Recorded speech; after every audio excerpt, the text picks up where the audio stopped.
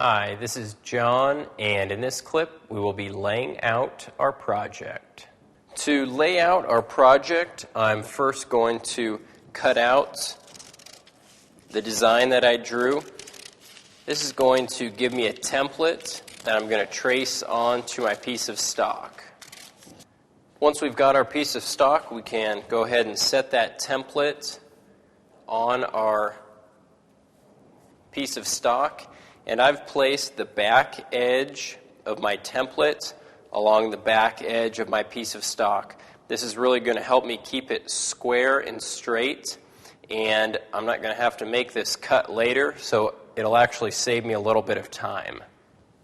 Next, we're just going to trace our design template onto our piece of stock, and we're going to do this to prepare it for cutting out. Now that I've traced my design into one corner, I'm going to flip over my template and trace it onto the opposite corner. And once I'm finished with that, I have two identical pieces that are ready to be cut out.